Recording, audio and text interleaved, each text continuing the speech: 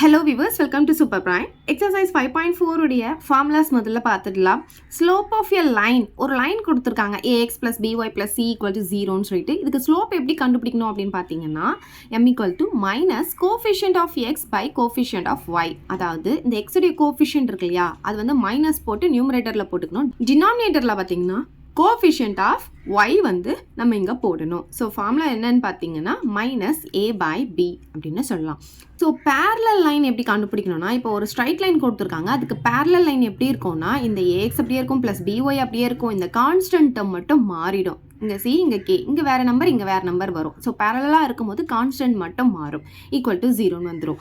அதுவே பார்த்தீங்கன்னா ஒரு ஸ்ட்ரைட் லைன் கொடுத்து அதுக்கு பர்பெண்டிகுலர் லைன் எப்படி இருக்கும் பார்த்தீங்கன்னா, இங்கே இருக்குது பார்த்தீங்களா, ஒய்யுடைய கோஃபிஷியன்ட் வந்து எக்ஸுக்கு வந்திருக்கும், எக்ஸுடைய கோஃபிஷியன்ட் வந்து ஒய்க்கு போயிடும். இங்கே இருக்கிற சிம்பிள் வந்து ஆப்போசிட், இங்கே ப்ளஸ் இருந்தால் மைனஸ் வரும், மைனஸ் இருந்தால் ப்ளஸ் வரும். ஓகே, ஸோ இந்த கான்ஸ்டன்ட் டேர்மும் நமக்கு மாறும் அதே மாதிரி.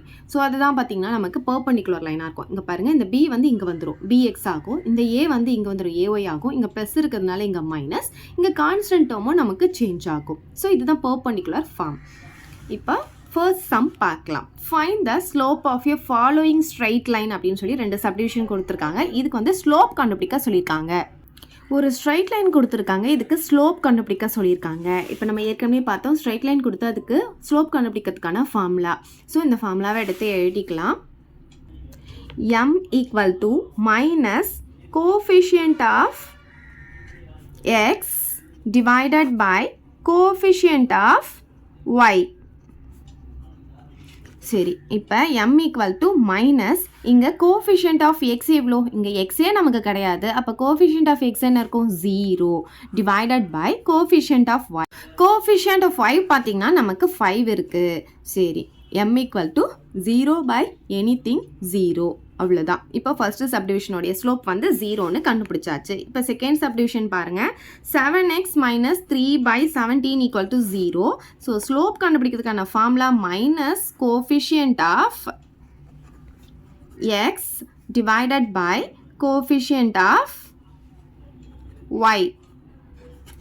அப்போ m equal to minus coefficient of x என்ன நமக்கு இங்கே 7 divided by coefficient of y என்ன நமக்கு இங்கே y கிடையாது, இது கான்ஸ்டன்ட் டேர்ம். ஓகே, ஸோ இங்கே y கிடையாது, அப்போ 0ன்னு போட்டுக்கலாம். டினாமினேட்டரில் 0 வந்துச்சுன்னா அதை நம்ம என்னன்னு சொல்லுவோம்னா undefined அப்படின்னு சொல்லுவோம். ஸோ இங்கே என்ன எழுதிக்கலாம், undefined.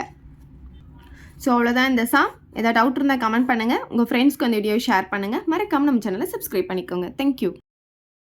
இந்த வீடியோ உங்களுக்கு பிடிச்சா லைக் பண்ணுங்க, ஷேர் பண்ணுங்க. இது வரைக்கும் நம்ம சேனலை சப்ஸ்கிரைப் பண்ணாதவங்க சப்ஸ்கிரைப் பண்ணிடுங்க. மறக்காம பக்கத்துல இருக்க பெல் பட்டனையும் பிரஸ் பண்ணிடுங்க.